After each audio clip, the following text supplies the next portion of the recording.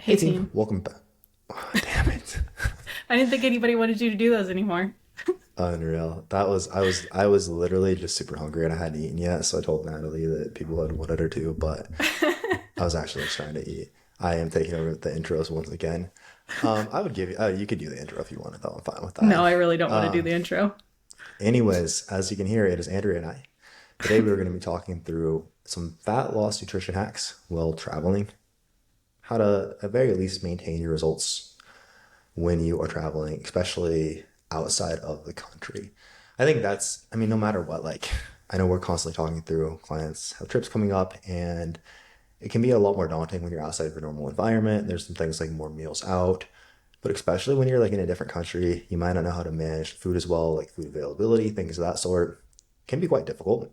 So today we're going to be talking through how to go about that, especially if you are in a different country, changing locations every few days, so you can't quick bring like quickly perishable foods along. Like you can't bring, I don't know, a bunch of ground beef with you on a train or whatever, and or you're not able to cook. But before we get into all this, Andrea, anything to fill us in on from the last? It's been 2 weeks, I guess, since we Couple talked. weeks. Yeah. Seems like a Um, lifetime.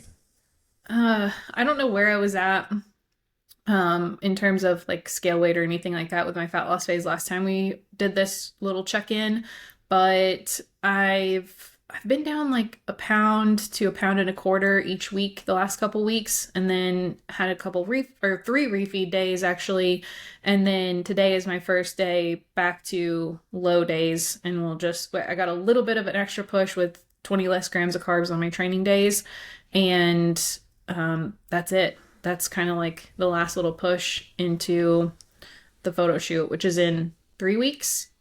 So Oh really only a damn. couple more weeks to push, because then it's like the peak week, which is less training, probably less cardio. I don't know that yet, but I know that she said like we'll drop some inflammation. So I figure from what I do with clients, there's probably going to be a lot less training intensity. Yeah, I can't believe that it's only 3 weeks now. I feel like that flew by. I don't know if it feels like that for you, but The last 2 months have definitely felt like they've flown by. Yeah. isn't it crazy to think that you're like one more photo shoot closer to dying? I think about that every second of the day. No, I keep thinking about like, oh my gosh, after this photo shoot, then I'm officially like on the path to getting ready for a show, and that's terrifying. But that's where my head's been at. Oh gosh, I have that out. It sounds like there's a tornado there. If anyone can hear that, it's literally just that I'm windy where sorry if Andrea anybody can is. hear it. It is very loud. I tried to walk earlier, and it's literally hard to walk against how hard the wind is blowing. They're just wild hogs out there just flying through the air. So what is, are they boars? Hogs? What are the Bentonville? Andrea lived in Oh, Arkansas. Razorbacks. Razorbacks, yeah. Yeah, like the university. Yeah. You're in a good place though, dude. You're pretty ripped now. You happy with how the like physique is shaping up just a couple weeks from your photo shoot? Yes and Or no? no. Yes and no. I am leaner than I've ever been, but at the same time, I'm like, ah, man, I feel like I could keep going. I could definitely be leaner. So I'll be happy to wrap it up and start to build more muscle, because as it always goes, when you get to your leanest, you never have as much muscle as you think. I mean, I definitely have more than I have ever had previously, but just there's we always want more.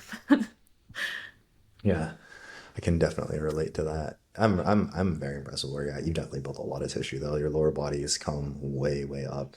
And upper body seems to as well, despite like y'all barely training. Like Yeah.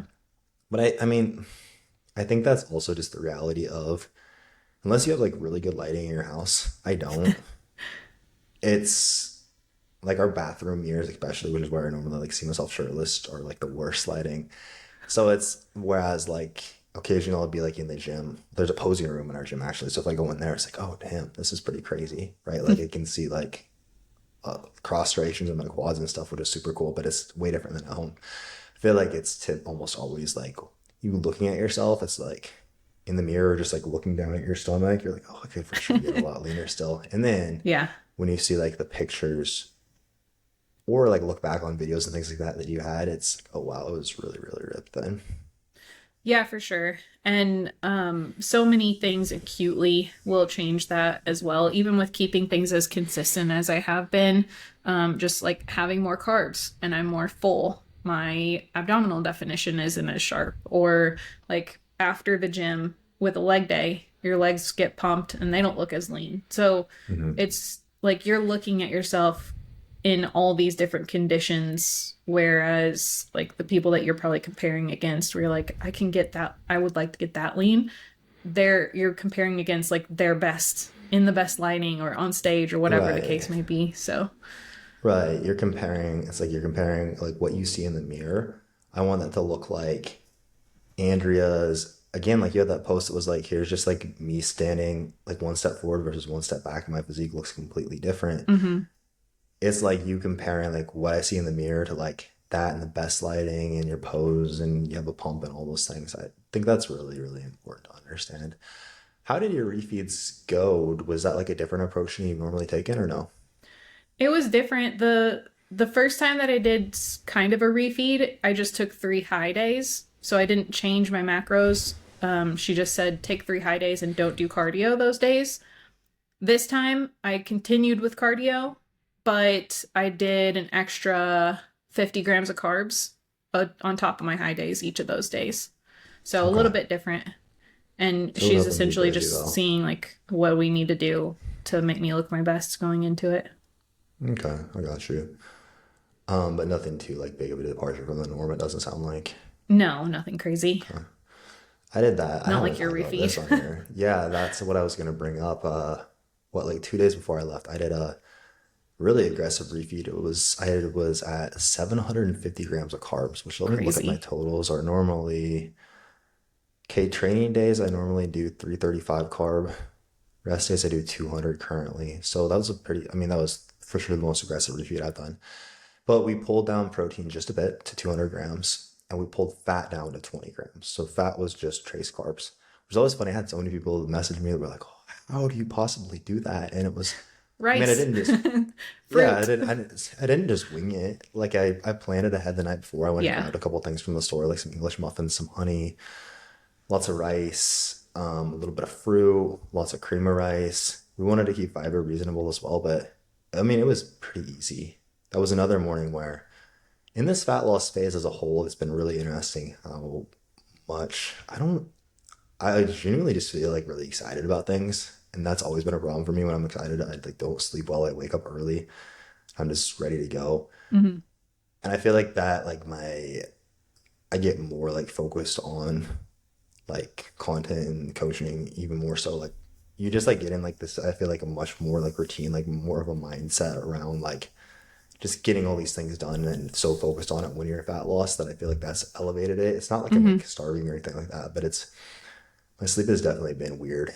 Like I told you, I think I fell asleep at like 7:45 last night, but also that's part of just getting back from Portugal. But yeah, Travel, yeah. we did we did that refeed, and then the next day, so I did 750 grams of carbs. I think that put me around like 4,200 calories total for the day, and I hit a new low the next day.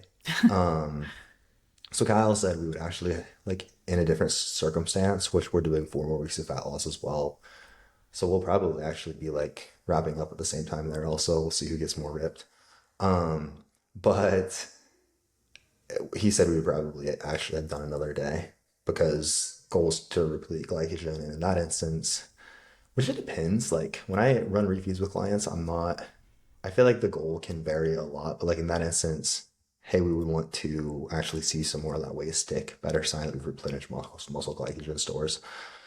But was interesting. Yeah, that is really interesting. I wonder if he would have raised fat a little bit to help that stick a bit more the next day. Yeah, I'm curious. I bet we'll do it again here. I'm hoping probably with. I mean, we might be doing it this weekend, but I'll keep you updated and everyone updated How was hunger and digestion? on the refeed. Yeah. I was a little hungrier,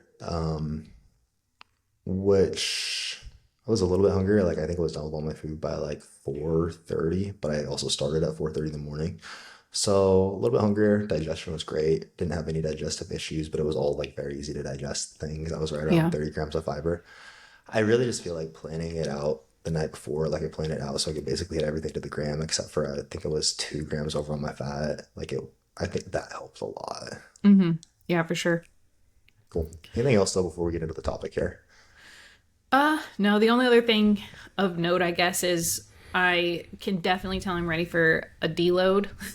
But since I'm only a couple weeks out, I've just been kind of pushing through that. So, like, normally I'm so excited to get into the gym. And a couple weeks ago, I did feel that way and I was feeling really strong. But now it's like, okay, performance is actually matching. The only thing is, like, I'm just totally not excited to go to the gym. And the only deload I've had in the last months has been whenever I had the flu, which isn't really a recuperative time necessarily. So that's, I'm looking forward to being able to take a little bit of a break and then feeling excited about the gym again. Yeah. So kind of grinding through these last couple weeks, it sounds like, which it makes sense, like not necessarily wanting to take a deload at this point. Yeah. If it were further out, I would just take a deload, push a couple of training days out and take extra days in between and then get Yeah. back to it. But I just don't want to mess with any variables. I don't blame you. I think in that instance, that's a good move, especially if like you're still at least smashing training performance. If you're not seeing it like deteriorate yet, Yeah. that makes sense. But I think that I like how you didn't. It wasn't just I'm dieting, so it's inevitable that I feel this way. Because I don't think it has to No, I be felt really. really good all the way through. I have too so far, Yeah. and granted, I haven't dieted nearly as long as you, but I That's really true. don't think. I do think it's so many people just think it's like inevitable. My training is gonna suck right away. I'm tired right away, Yeah. and it will like if you approach it like that. But really, if we are managing your training well, and a lot of times though that comes from just like, hey, we're not doing a good job like managing our peri-workout nutrition, our nutrition in general, our time management, our sleep. We're training at the very end of the day when we'd be tired regardless, and like blaming this on the deficit or and things like that, rather than it's impossible for me to feel good here. Yeah. Total Cool. mindset shift. Anyways, let's get into fat loss nutrition hacks while traveling. I don't love this title, so this may be different when you all actually see the episode. So, again, just talking through, especially if we are in a different country, changing locations every few days, so we can't bring perishable foods along, and or you're not able to cook, how to manage your nutrition well in that environment to, at very least, maintain fat loss result. So, just using myself as a case study here, just got back from my trip to Portugal. I'm really happy with how things went. Despite, again, it wasn't a different country. No, I had no idea going into it necessarily like what the food availability would be like. We were changing locations constantly, like every 1 to 2 days. We were in a different Airbnb. We were all over the place actually, and wasn't really in a situation where I was able to cook. Some of the Airbnbs like had fridges, no microwaves there. There were like ovens, but I didn't want to get like cook a bunch of ground beef, for example, or anything like that because I didn't have a cooler or anything. I didn't want to like haul it around on the train, and I just had this bag of food I was hauling around with me. So despite that, really happy with how things went. Actually came back a couple pounds lighter than when I left. The goal was like maintenance-ish to maybe a slight surplus. And in the last 2 days, I've been lighter than I left. I was 213.8 and 214.4. So I imagine I'll probably be sick right around that like 214. So getting into some keys to managing a trip like this well. First, I think that just your daily movement is huge. Go out of your way to crush a lot of steps, which typically this is pretty easy when you are traveling. At least are you like when you, I guess you don't, you guys don't go on vacation very much, but it seems We like y'all do are, twice a year, but we okay, haven't done international trips. okay, So okay. we'll take the kids on one trip and then Nick and I will go on our own trip. But That was, I think you're going to ask if we walk quite a bit. And yeah, we always are somewhere where we're walking a ton. And that helps so much. you're like active vacationers, not like lounging vacationers. Most of the time, yeah. Okay. But even, I mean, even if, and that's how I am as well. Not having like something to do is hard for me. So that helps. But even if that's not the case, I mean, even when we've gone to like resorts and Katie's like laying on the beach. I don't know, like we can walk there rather than like having the guys like take you on a little golf cart around, right? There's always like, if you're intentional about it, very easy to get in a lot of steps. In Portugal, the gym was relatively close to me. I would walk there. I would like do my warm up. I would walk for 10 minutes before I would train, pace between sets, walk to grocery stores, little things like taking the stairs versus the escalator and like all the like little bus stations and shit like that was really pretty easy. I got like, there was a lot of days where I was at like 20,000 steps. So that was pretty easy to get in. Vacation is the perfect time to do this too because you don't have things that you've got to get done. Like you have you're pretty much setting your schedule for the day. You don't have to like hurry up and get to work or to a kid's activity or anything like that. You're building in this extra time that it's a perfect way to see extra things too because when you're in the back of an Uber or something, you're not really able to like take in your surroundings very much, but when you're walking, it's a great way to do that. Exactly. Yeah. I think especially starting in the morning with some movement, just getting up, going for a walk, that's huge. If it's like noon and we haven't hardly gotten any movement, it's so much harder. But yeah, that's like for us, there was a ton of just walking around like the little neighborhoods we were in, seeing the city. And rather than again, like you could hire like these golf carts or whatever to do it, but just doing a lot of walking instead. Such a cool way to see more of it. There were everywhere I went, there were guys stopping me trying to sell me cocaine. However, I don't know. I don't know if that's like I must have been putting out a different energy, but You're I just don't so know. I don't skinny know. now from the diet that you look like a Jesus. cocaine user. Um, anyways, moving on to the next I'm just point. I'm just I kidding. completely lost my train of thought now. I know skinny is just the worst word for That is what Katie always says to me. Every you look time I'm so like in a skinny. diet, she's like, "Oh, you look skinny, honey." And I know what she's trying to She say. I'm means like, lean. yeah, yeah, thanks.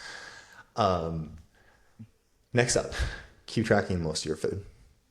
And this varies. Again, like when I would recommend this to a client versus not. Like someone's going on their honeymoon. I'm typically not going. It's incredibly rare I'm going to tell someone to track their food on their honeymoon unless they're like, I really like more so than like enjoying the honeymoon. I care about being ripped. It's like, okay, you know. So it's pretty rare like that instance. I would recommend it. I wouldn't recommend it typically, but in a trip like this, for me, like I wanted to make sure I maintained because we are now getting back into some fat loss at very least. So I just kept tracking my food. And typically in an instance like this isn't the normal most of the time. Like when a client's in their normal routine, we're going to be dialed in on all their macros. But here, typically just going to focus on calories and protein targets, making those like hitting those being the top priority. And I'll typically say like we can go as far over protein as you want. And that was really my focus here as well. Like it wasn't crazy deviations, but maybe I ate like instead of 50 grams of fat, I might have like 75 grams of fat and like a little bit less carb. Typically, your fat will be a little bit higher, your carbs will be a little bit lower, just because like your restaurant meals, if you're eating any, will be so much higher fat in these instances. Um, Pre-track your food. This is huge, and this also depends like the way that I did none of the planning for this trip outside of the gyms that I went to were the only thing I like looked into planning ahead. But they were like my wife, two of her friends were really kind of just winging it. So there wasn't really like ever pre-established, hey, we're going here for dinner. So I basically just knew I want to basically stick to mostly like my first meals. I'm probably gonna have a meal that's like 1,000-ish calories at the end of the day. So I want to like get a general idea of the day and make sure my meals are mostly protein and filling carbs. We'll talk about that a little bit more in a moment. Um, but so I didn't necessarily like plan those ahead. But if you're able to, like, hey, I know we're going here for dinner, especially if you're like, I think of like my client Lindsay, she's at a resort in Mexico right now, probably much warmer than it is in Canada where she's from. But they were in the middle of a photo shoot prep. So for her, hey, probably have a pretty good idea where we're going tonight. She's still tracking her food. And I recommend like, hey, let's try to plan a rough estimate of what we're gonna eat there ahead and then plan the rest of your day around that. We don't have to follow those perfectly, but at least having a template will work much better than you go throughout the day, we go out to eat a couple times, and then at the end of the day, we plug it in, and it's like, oh shit, that did not go well. Or at very least, though, just tracking your food as you eat it is a good idea here. Feel feel free to jump in here wherever if there's anything to add. I'm kind of just rambling. On tracking and focusing on calories and protein, what I will usually give clients is yes, we're just going to focus for now on calories and protein, and then I give a little bit of a buffer on each side with both of those numbers. So Hmm. maybe 1 to 200 calories over and 1 to 2 calories under, and same thing with protein, maybe like an extra 10 grams on either side, so that maybe there is a day where there's like a special place that you're going for dinner, you can leave a little bit more room there. Whereas on another day where the food's just like not really additive to the experience, it's just something that you have to do to move on with the day. That day, maybe we stay a little bit more conservative, stay higher protein, lower calorie. And that helps within those guardrails. It helps you even out for the week, but it's not so skewed one way. So like what I don't like is we're going to go 700 calories over on this day and then eat air on the other days in order to make it average out across the week. We had to just have that little bit of buffer on each side. No, that's a really good point. I didn't think to mention that, but that's something I did hear as well. Like there were a couple days where I was closer to like 36, 3,700, and I think like maintenance for me is probably like 34, 35. And then it would be like the next day, okay, where on the train most of the day there's not really any meals out unless I like want there to be. So I'm just gonna keep this closer to like maybe 27-ish, 2,700-ish. So that's, but again, not like a drastic, like I'm just gonna starve myself the next day and not eat anything. Yeah, Still making sure we're getting which our protein, our fiber, when etc. you do that, it sets you up for, oh my gosh, now I'm ravenous because I was trying to make up for the day before and now I overdo it again. And it just isn't a great pattern. Where most of the Absolutely. time, you can have a great meal in the day that's very worth it and make the rest of the day pretty conservative because it's just regular food. And you won't end up having a crazy total daily intake for that day. Absolutely. And then when it comes to tracking your food, because there's a lot of meals out as well. If it's something you didn't cook, like I typically assume all meats that I eat that I didn't cook myself are gonna have like a half to 1 tablespoon of oil or butter on them, and track that in my food in the chronometer accordingly. Again, unless I request that specifically, most of them do. Really, like most meals out, when I'm in an instance where it's okay, I for sure like don't want to see myself go backwards here. I'll track it and then I'll add like at least like a half tablespoon of olive oil or butter because there is typically like some fat in there that we didn't take into account unless it's extremely simple and we know like I requested this. And then when it comes to tracking foods we didn't prepare, I also think it's important to understand that you won't be able to track this perfectly. And that's okay. A lot of people get hung up on this. Like, well, what if I can't track it? I don't know exactly what it is. I really haven't seen very many instances where like when the goal is just maintaining and a client truly gives their best effort to like, I'm just going to give this my best guesstimate, kind of following everything we talked about here, that is an issue. Now, if we're like going for fat loss, and this is always how we approach things, typically people are underestimating, but like, especially like in like more niche situations like this, just your best estimate is typically going to be good enough.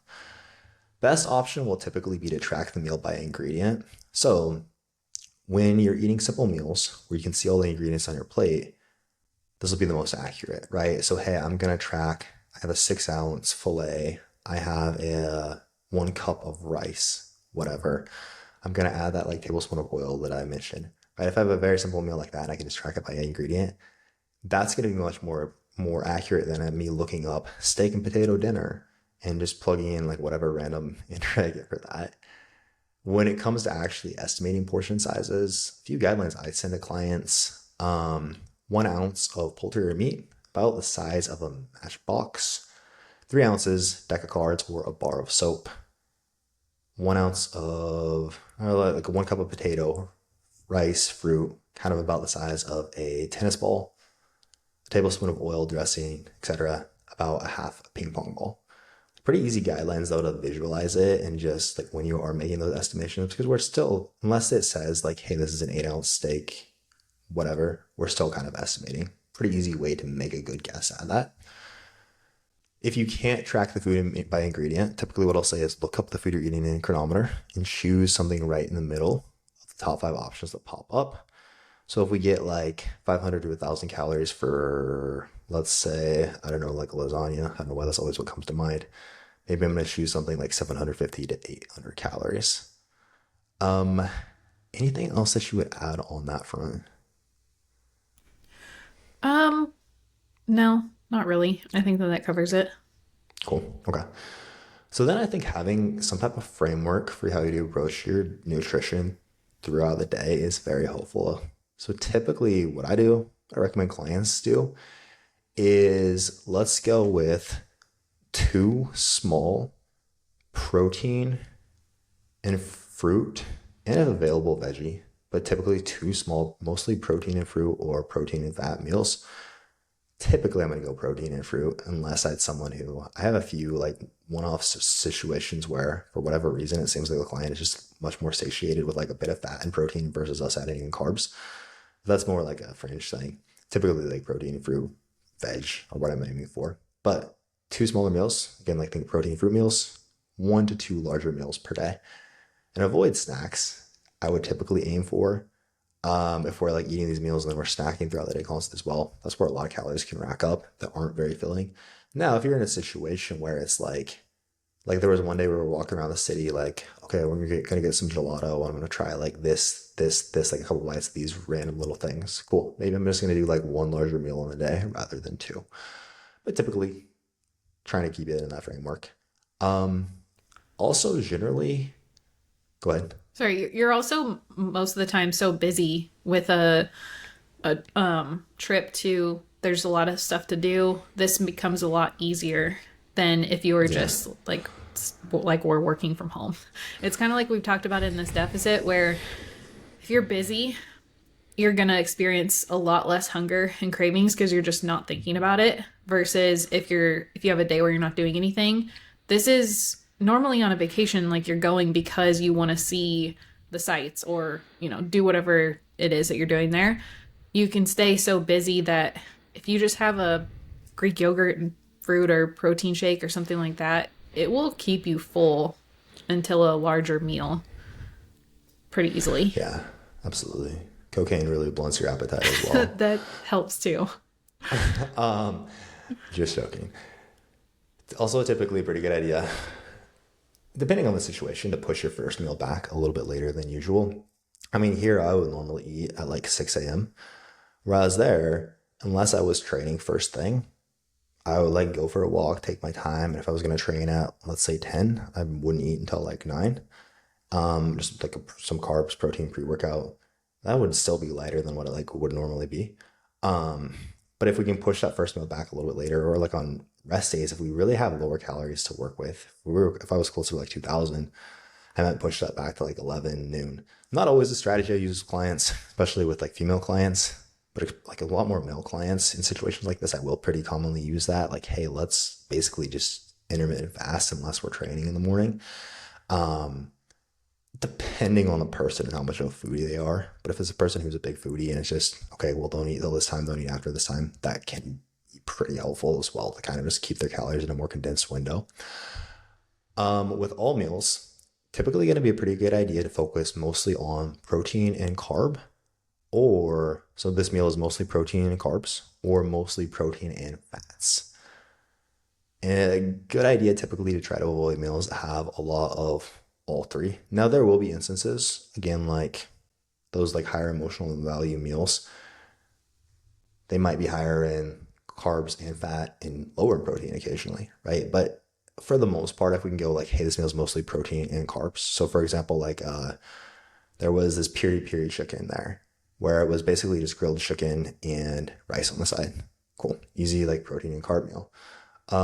Protein and fat could be like maybe I had a fattier cut of protein, or I had like a protein on a salad with a lot of salad dressing and things of that nature. Or like an omelet with a bunch of whole eggs in it, or like you get the idea here. Generally though, like following that guideline, pretty good way to keep our calories relatively low. But especially with those smaller meals, I'm typically going like mostly protein carb, mostly protein fat. So like for I just mentioned like my client Lindsay in Mexico. So what I talked her through here is she is someone where it's been interesting. We seem to see a little bit less hunger for her. Like the mornings are much more manageable if it is protein fat versus protein carb. So breakfast is lean protein fat source. So think like an egg and egg whites, a protein shake, and almonds. We try to get like 30, 40 grams of protein here. If we need to, we can bolster this with a protein shake. Like say you had an omelet, that was pretty small. Okay, I'm gonna add a protein shake alongside it. Lunch. Okay, there, let's go lean protein and a carb source. So think like chicken skewers and white rice, fruit, tacos with fruit on the side. Again, we're going to try to get a lot of protein here. If we need to, we can bolster that with a protein shake as well. Does that all make sense? Yeah, yeah, it does. Cool. And there's a lot of times too where you can just know from looking at the meal, or if it be with it being at a restaurant, even requesting it to not be cooked in fats, those are going to kind of find themselves in your meals anyway. And so it's a lot easier to look at your plate and cut out the carb sources than it is sometimes to cut out the fat sources. For sure. It also is helpful with your proteins. I mean, ideally, we're going with something that's not breaded or fried. That'll be pretty Yeah. easy. So you're looking at your grilled options. We have like whitefish, shrimp are always going to be great. So we ate a ton of fish. There was like a lot of cod, tuna, shrimp there. I ate a ton of that. Makes it very easy. Or again, like your leaner beefs, like your like a sirloin, filet, lean or not necessarily lean. I wouldn't say there's still a decent bit of fat there, but typically pretty small. Okay, so when we're looking at from there, again, we kind of talked through meals out a lot, but also basically it's a good idea to source some of your own food here. Now, again, this might not be food that we can actually cook, so we want to typically go with things we don't need to. But here's what we're looking for in that instance. First, we want lean protein sources. So protein is very filling, going to be important for managing hunger on the trip. Now, your restaurant meals will have a lot of fat alongside your proteins. Again, unless we're like being very specific with like our requests and modifying things. So this can make it pretty hard to hit your protein goal without going over your calories, unless you have plenty of lean proteins earlier in the day. And then we want fibrous, nutrient dense carb sources. Now, carbs won't be hard to find with meals, but nutrient dense, high fiber carbs, which is going to be key for good digestion, so you're not constipated the entire trip, are going to be pretty rare. So that's where, again, we want to kind of make sure we have those two things. That's typically like what these other meals outside of the restaurant meals are going to primarily be composed of, if unless we're in an instance where we can, again, just like cook most of our own meals, but talking outside of that now. So what those staples might look like. So in my case, I just walked to the local grocery store for most of these and just hauled them around with me in this bag that was covered in kiwi juice and super sticky. It was super gross. But that got the job done. There's this store called Pogo Dose there that was actually really good. Do you know what that means? I have no idea. Actually, I didn't look it up. Anyways, But for my like lean protein sources, protein powder, like protein isolate, is always a staple. I will typically pack 2 to 3 scoops per day worth and bring it along with me. So I'll pack this, put it in my check bag, and just take it along with me. Now, I don't want to rely on this too much unless absolutely needed because it is less filling, but it is an easy way. Like if I need, like typically I'm eating 250, 270 grams of protein a day. So it's an easy way to get like 50 grams of protein in. I might have like one protein shake a day, but I don't want that to be like most of my protein for the day because it's not very filling. Canned tuna is a really good option, actually. This is available almost everywhere. Go with canned in water, not canned in oil. Canned in oil will be a lot more calories than canned in water. And it's non-perishable. Super easy to add to like a pre-cooked rice, veggies, bread, whatever. Super lean. Now, I didn't like there's the flavored tuna packets, which we all know and love. Like in the US, super easily available wherever. I didn't see them anywhere here, but they had tons of different tuna options and like these beautiful cans. So I had a lot of that, hauled it around with me. Jerky strips or biltong, mostly just protein, also very easy to travel with, non-perishable. If you have a fridge or can make consistent quick stops, Greek, like a low-fat or non-fat Greek yogurt or cottage cheese if available. I don't see cottage cheese as much internationally as Greek yogurt, but Greek yogurt seems to be most places. Is really solid. just make sure it's actually like low fat and high protein.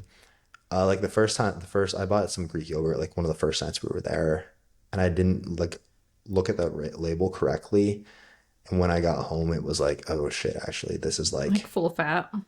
it was like I thought it was 11. I thought it was 11 protein and like 2 fat, and it was actually like 11 fat, like 2 pro. Yeah, there's like Oh, there's like no like protein in it. I see that those kind of macros on like a vegan yogurt, like a coconut yogurt. It wasn't an Oikos one, and I don't know. Like, I was very surprised by it as well, but they had a Yeah. lot of other options that were very solid. Like there were a lot of like Greek yogurt shakes that Hmm. were really good options. I don't ever see skyr here anymore, but it seems like in like the I don't either. Mediterranean, yeah, in like the Mediterranean areas, that's I think where that comes from, maybe, or no, it's Icelandic. It's I haven't been Icelandic to either skier. of those places, but they used to sell it here, and I don't see it anymore. But that's super good and low fat. Yeah, SKYR skier. Yeah, yeah. And then I will usually also get egg whites, which I know you're not wanting to like haul that from place to place, but if you are staying in one place, that can be really good to just add some extra protein to your meals without any fat or carbs. I like to mix it in with like my oatmeal, which when you're dieting helps give you a little more volume too. And then with the protein powder, I don't usually do a shake as a meal because, like you said, it's just not very filling. That's really mostly why. But I will add it to my meals. So again, like add it in with your oatmeal, add it with yogurt, have like a partial shake on the side of a meal, just to like add to the protein amount. If you are piecing together a meal and trying to hit your macros, that works pretty well. Yeah, I do that a lot more frequently.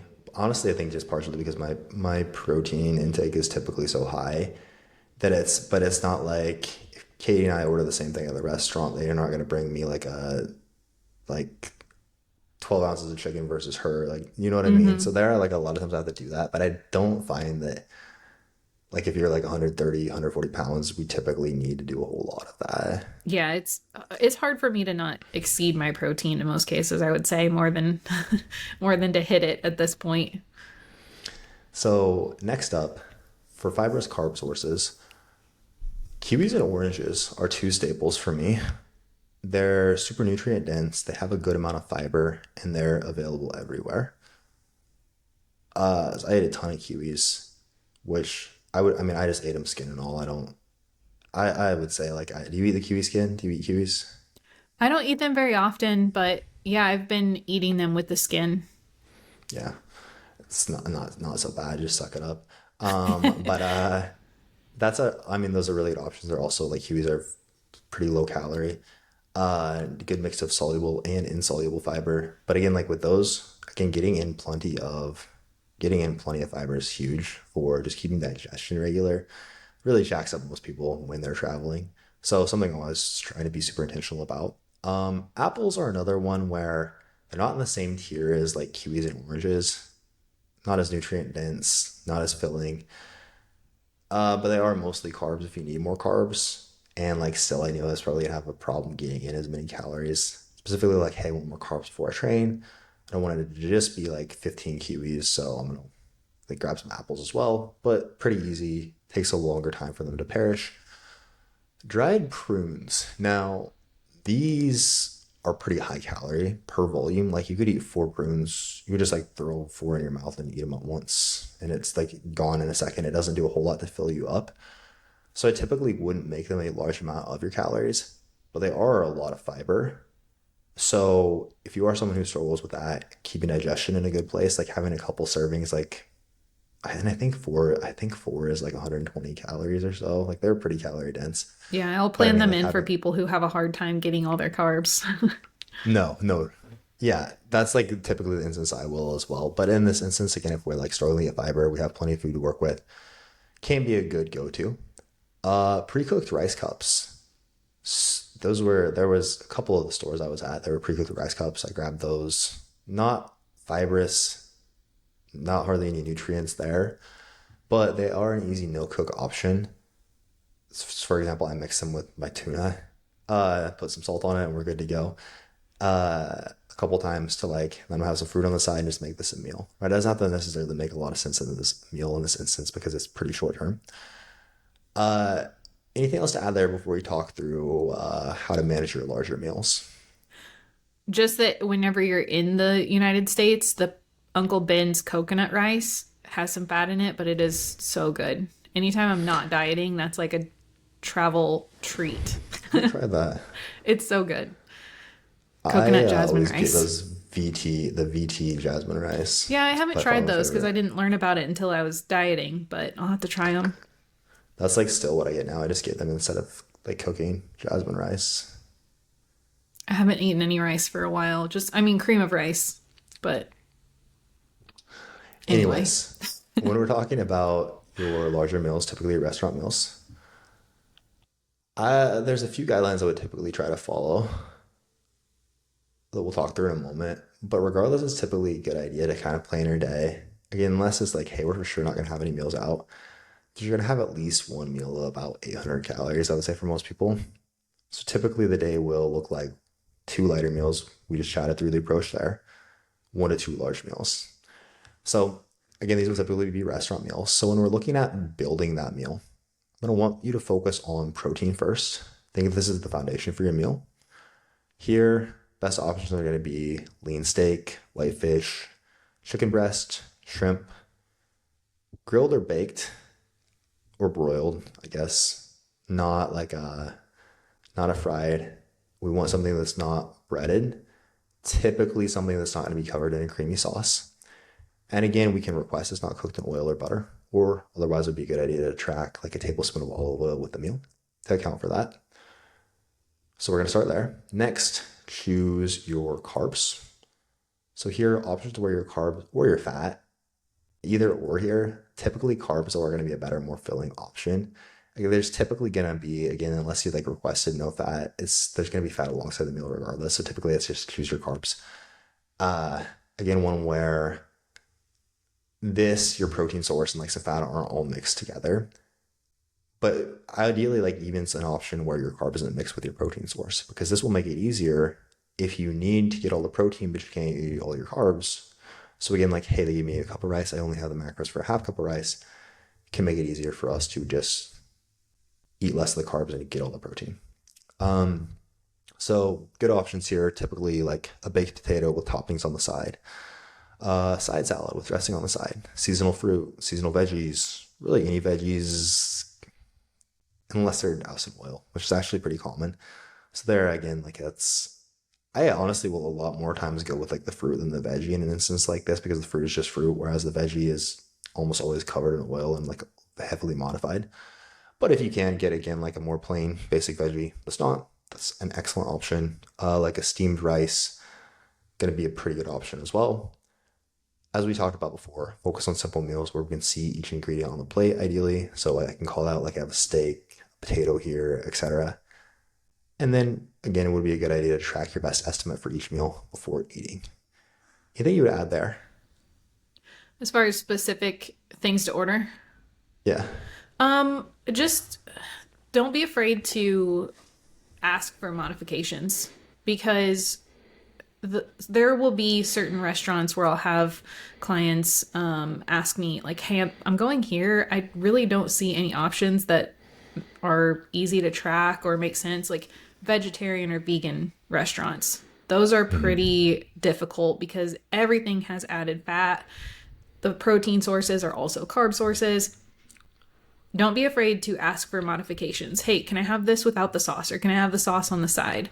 Can I have a grilled chicken breast, even if it's not like if it's not a vegetarian place, but they don't have that on the menu, they probably still have it back there in the kitchen, and they don't mind. Nobody cares if you're asking for things that aren't part of the menu, or at least I've never been to a place that really cares.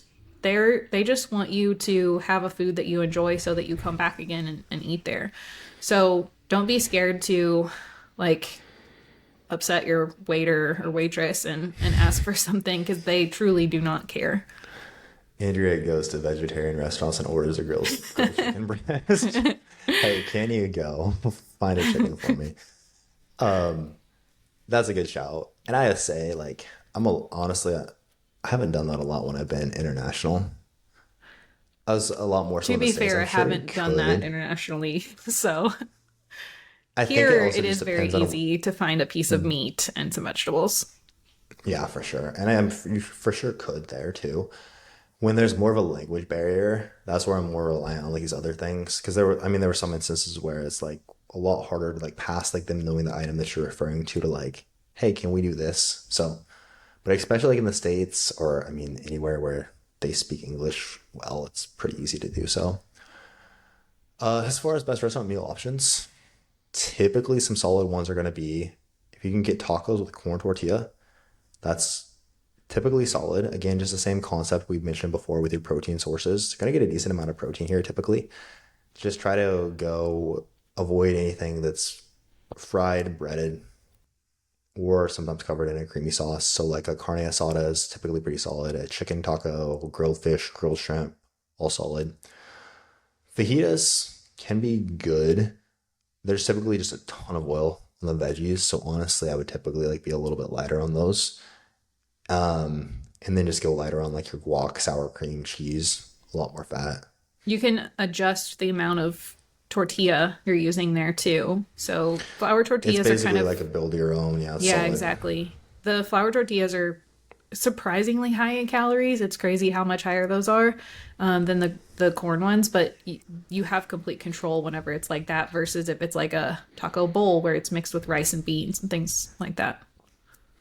I also just feel like you seem uncultured if you order flour tortillas instead of corn tortillas.